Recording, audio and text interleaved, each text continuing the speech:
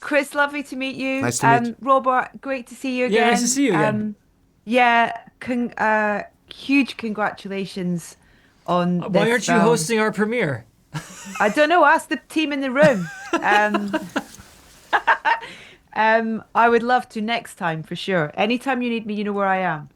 Uh, Man, it's so great, so immersive, so sensual as well. Like I kind of felt like I kind of really felt everything, and so much of that is from the world that you create that you kind of take us into. So huge congratulations. Thanks. Robert, this goes back, this character, this world goes back for you kind of being a kid, really. Is that right? You know, in terms of coming across the book, the films, what was it?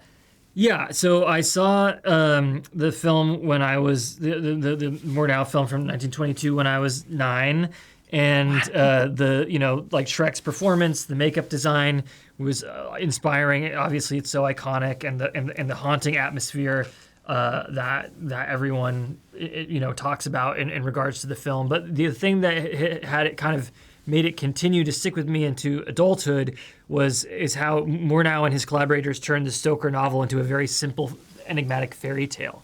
Yeah. But before I had taken this into adulthood, when I was 17, my friend Ashley Kelly Tata, who's now a theater director, and we did this as a high school senior directed play. No And way. the artistic director of a local theater invited us to do a more professional version of it at his theater, and this changed my life and cemented the fact that I wanted to be a director, and it also kind of instilled the fact that Nosferatu would be always kind of part of my identity as a creative person. And then about 10 years ago, I foolishly tried to make this into a film, and Chris Columbus has been along with me on that journey from the beginning. But Yeah. I am grateful that it fell apart so many times, because I've grown a lot as a filmmaker, and I'm more adept in collaboration with my creative heads of department. We're more extensions of each other, and and also with the timing and how it all aligned. Like we got this spectacular, insanely passionate, insanely hungry, committed cast. You know. Yeah, absolutely. Chris, for you, what was the thing about this, having worked with Robert over a couple of projects, over a number of years, what's seeing his passion for this particular story and world, what was it about it that you kind of really wanted to support him on that and be part of this? Well, I mean, for me, I just wanted to see Rob's version of this particular, to be completely honest, I liked the Murnau film. I was always a Sunrise guy. I always thought Sunrise was like the most amazing, one of the most amazing movies I've ever seen. I mean, it is a better film. We could get into this argument. Yeah, it is. But I was a Murnau. So anyway, Rob and I have this connection in terms of film history that we sort of, and particularly Hammer horror films, which we really, I think, was the first thing that bonded us. So I was really intrigued, and I always wanted to make a horror film myself. I actually haven't.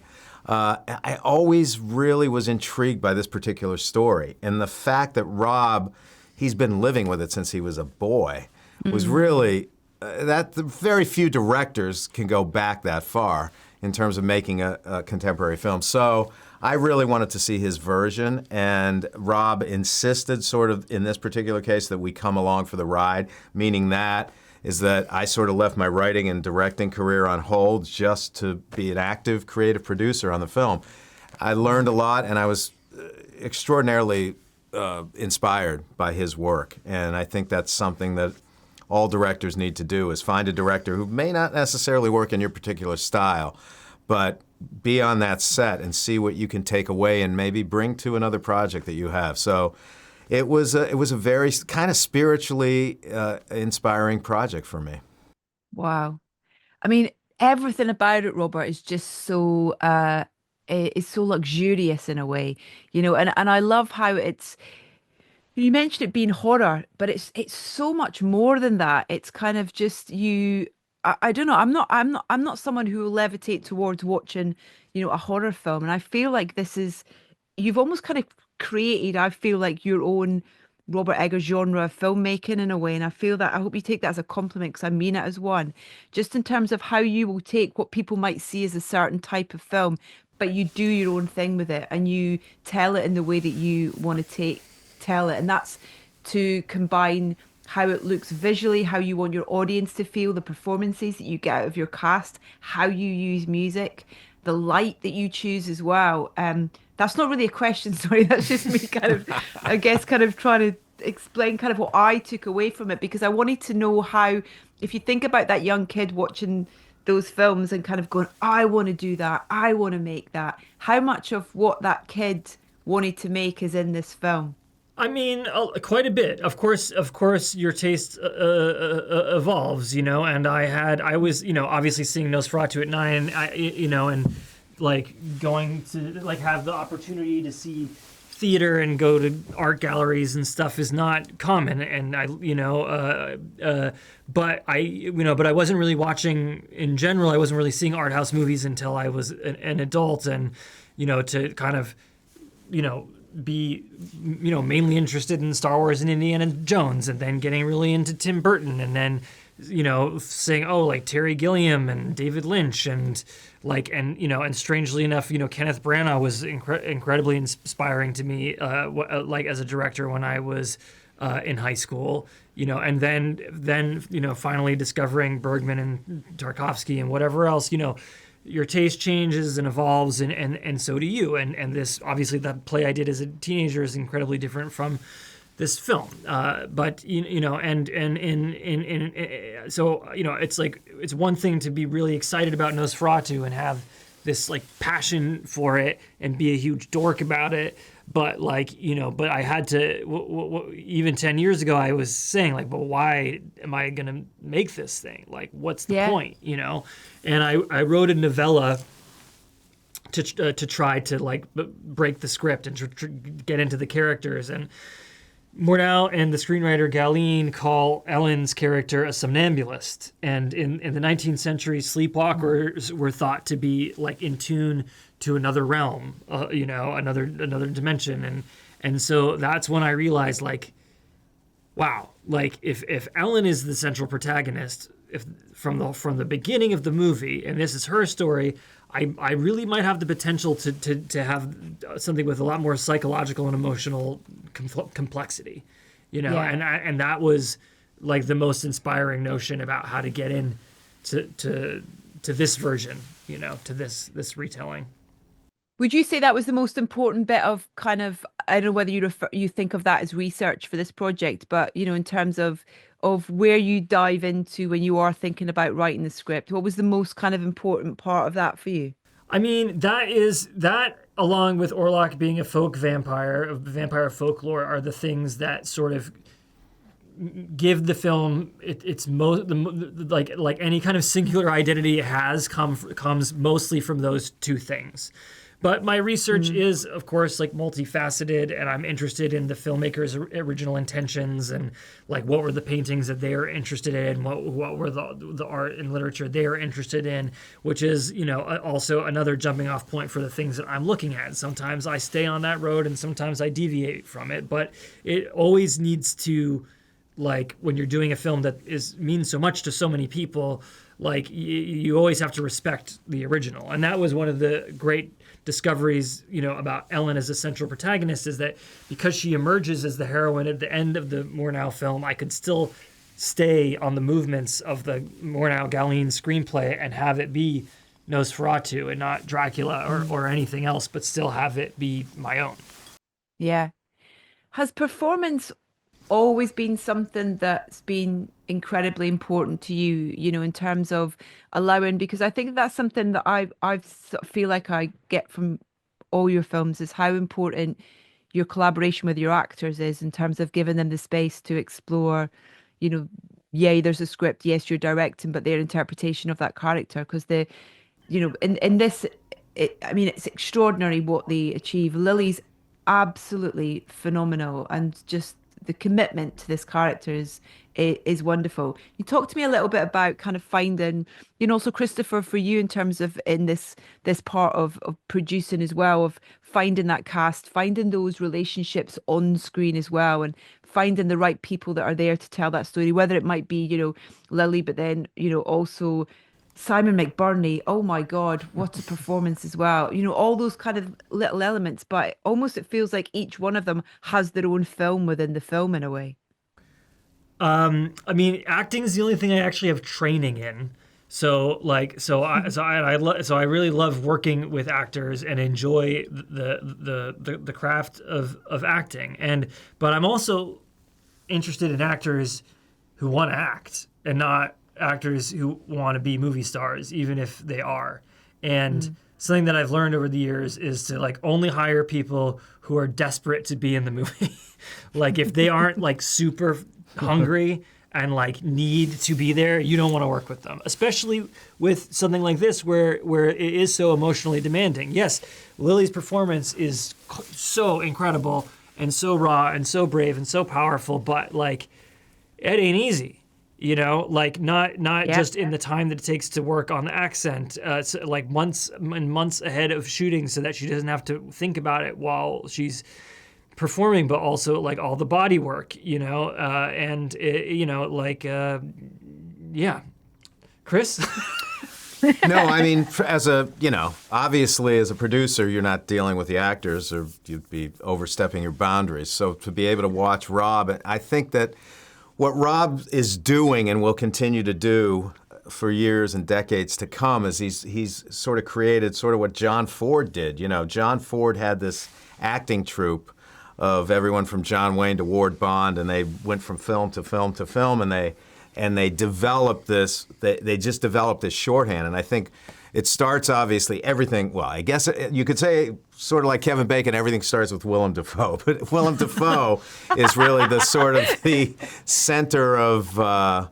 Maybe it's Ralph Ineson, but it's Willem Dafoe, and then Rob continues to build this group around him who trust him. And I think in that sense, and I hate to compare it to sports, but it is like a coach with a championship team who builds, who creates these relationships. So everyone knows when they show up on the set, they have to do their best work. So you don't have the old Hollywood tradition of superstars staying in their trailer for 20 hours and not coming out or complaining about the food or the catering. This is all about doing your best work. So when you show up, you've got to be there, and you've got that. So I can only imagine, because I'm not in the sequences, but I can imagine when Nick Holt is doing a sequence with Lily and suddenly he sees how good she is. I can only imagine that inspires him to be better. So that's what Rob brings to the set, is this, you have to be 150% every day, and it's intense.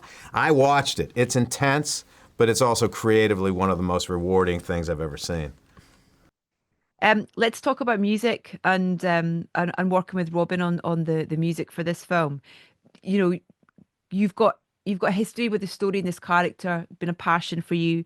Was music part of that journey in terms of, have you always kind of known how you wanted music to fit in as a character and how important it was in the storytelling in your Nosferatu? Yeah, well, I mean, one of the very few things that is like residue from the stage play is some of the music, because quite a few cues that were used in the stage play were part of the Spotify playlists that Robin and I were using to sort of have as inspiration for the score. We had massive playlists. We had like these gothic romantic cues, and gothic romantic playlists, like playlists that were about Lily's character, and playlists that were like Romanian court music from the time that Orlok was alive, and Transylvanian folk music from the period of the movie, and like dissonant, aleatoric,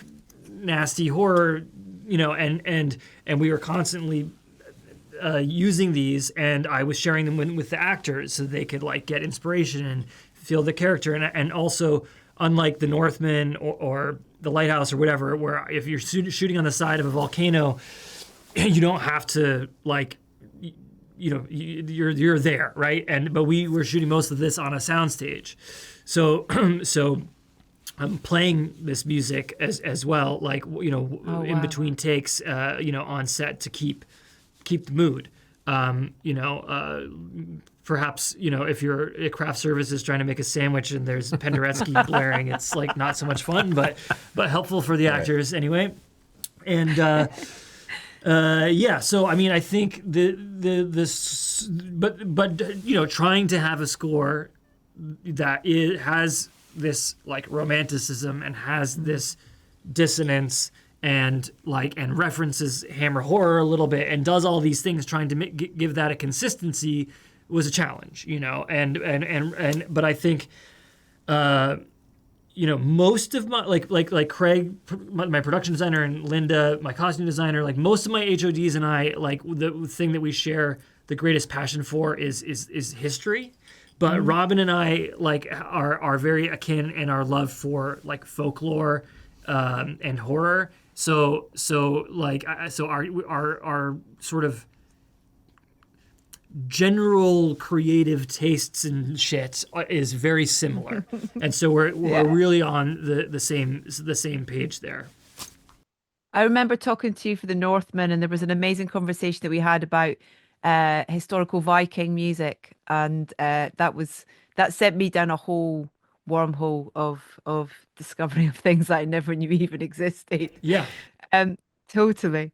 But even like from the off, like the way that the film starts with the music and how powerful and kind of in your face that is, with those kind of the strings leading up to that first big kind of like literally got your heart in your mouth. And then the crescendo as as the title of the film comes up as well. That's such, I mean, I love that. I love that journey that you go on, even in the first couple of minutes of the film where you're like, whoa, okay. And it just it's a great delivery of where the film's almost going to take you in a way. Is that sometimes the hardest thing of knowing when to bring music in, when to start music, how the music's going to sound at the start of the film so that you're not, I don't know, leading the audience in a way? I think we did a lot of spotting sessions with Robin and Damien Volpe, the sound designer, so that we could talk about when it's whose turn to do what, so that there is this constant like interweaving of things. And it is also like it is a very dynamic score. I mean, the movie starts incredibly quietly, and as loud as it is on the title card, like that's not the loudest thing, in the film. So even and there are sequences that are almost in utter silence with just like the hiss of a gas lamp. So we are trying to have some dynamics and also have something that like when it is intense, there's relief, so it's not too exhausting, because the movie's intended to be tense. But if it's also just like loud the whole time, then it's just like not any fun to watch. Right. Yeah, it's that kind of, but also the I wrote trying to decipher my kind of notes as I was watching it of certain things when it comes to the score. But there's even like there's some there's such beautiful moments in the score as well. Yeah. Like when he gets to the village and he leaves the horse, there's the kind of there's just these just really beautiful kind of, they feel like almost kind of old Hollywood style kind of cues at moments as well. And I mean that as a kind of compliment, because of kind of that romanticism, I guess, that you were talking about earlier. Yeah, and it's needed, and it is a sweeping gothic romance as well as a horror movie, and I also, Robin had like a real sensitivity to Ellen's psychology and the delicate and delicate but also complex underscore that plays under some of her most challenging monologues is pretty wonderful, and like is just an extra little helping hand to like make her incredibly powerful performance even more moving.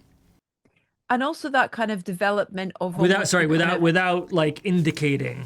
Yeah, exactly. Like, telling the I'm audience. So sad. Yeah. Boo-hoo.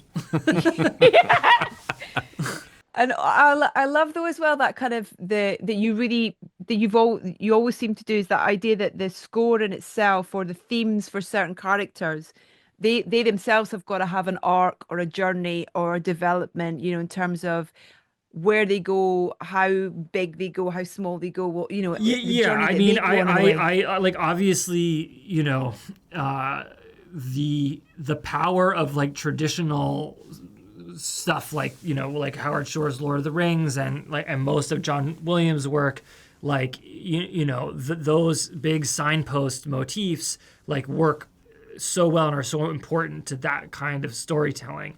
And we're doing like a slightly more subtle version of that where like the motifs are always evolving and sometimes hidden and introverted versions of them, but I think that that's it's just a slightly different style of filmmaking, so we can get away with doing it like that. Chris, do you get involved in the music side of this, within this role? No, not to the extent of, particularly on this film, I've learned to trust Rob and his instincts. But what I think that personally, I think this is his best score. I tend to move into the more romantic notion of things always, but that's why it's sometimes frustrating when people talk about Nosferatu as only a horror film. I see it as much more than that. I see it as some sort of sweeping Gothic romantic story, and it's got its kinship to Cocteau's Beauty and the Beast in a big way for me. So it shouldn't be thought of as only a horror film because it's so much more, and I think the score contributes to that in a big way. That's why I really haven't. There was a little bit in The Northman, but for me, I really haven't heard Rob sort of delve into this sort of romanticism, and it really transports you in an emotional way. I mean, personally, I'm an emotional wreck when the film ends, and you don't feel that way with most horror films. There's plenty to be frightened of. Don't get me wrong; it's a terrifying film. Yet at the same time, it's very complex in its emotional depth. But I think it should be like that, and that was the nice thing about making a film that is set in this period and is part of this tradition. With the Northmen, because of the style of the sagas and the style of Viking culture, it was like challenging to do something that was like emotional while still being restrained. And I think that's one of the reasons why some people don't jive with that movie. But this was so great because the more emotional it was, like the better this movie is. But again, just like I mean, I don't just maybe we didn't talk about it. I'm so confused by who I've talked to today and about what. But Chris is always adding incredibly helpful things, and we didn't talk a ton about the score, but the final cue, I remember Robin did his first version of it, and Chris was like, "Yeah, it's great music, but it's kind of boring," and Robin Ouch. was like pretty pissed off, but then like he slept on it and was like, yeah, he was right, and actually after that one note, like I don't think the final cue really changed until we recorded it, in the studio.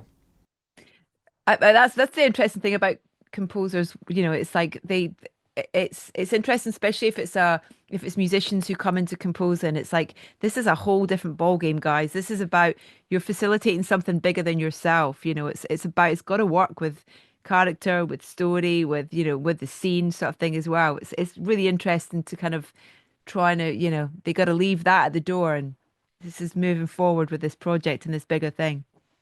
And Robin totally gets that, but I think it was a piece of music he'd been thinking about for a long time. Yeah, it can go in the file. It'll come up for something else. It's fine. Listen, just before, are you thinking about the next project already? I know that this has been such a big part of you. This has been something you've wanted to make for so long.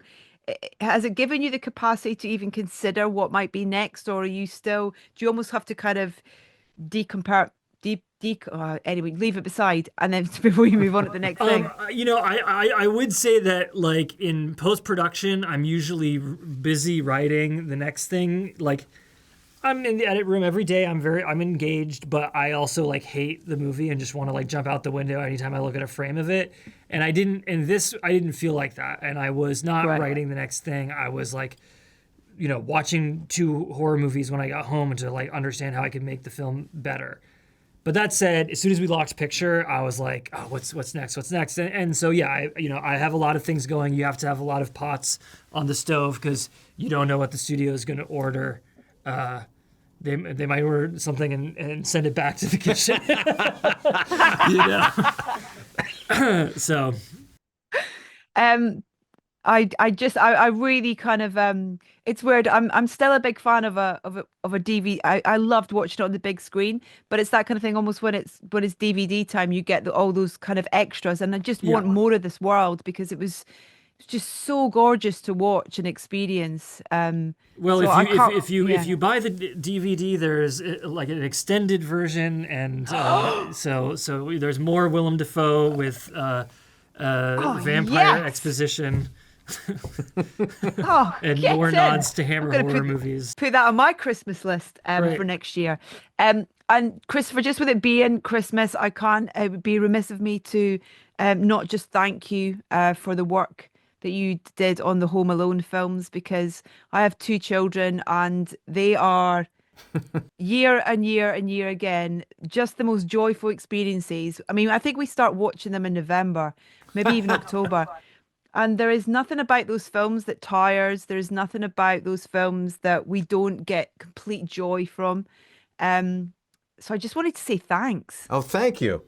Yeah, I mean, you don't know that certainly when we were making the film, we were making a low budget film.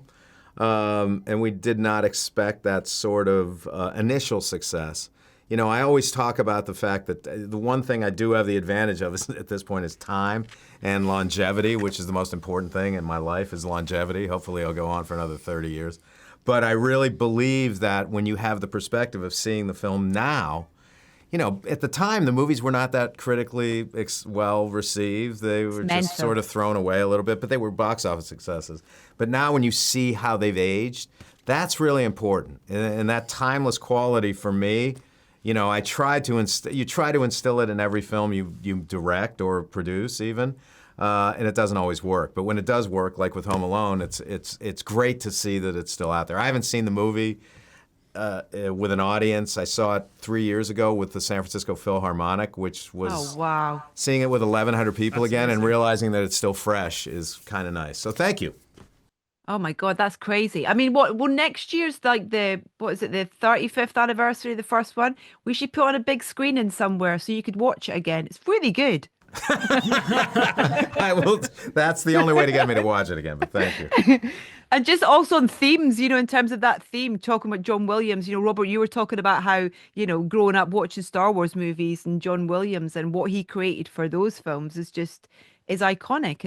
It's part of our Sonic Christmas. It absolutely, yeah. It absolutely is. It absolutely is. Yeah, when we first saw the film, we had a different composer on Home Alone, a guy named Bruce Broughton, who did Young Sherlock Holmes for me.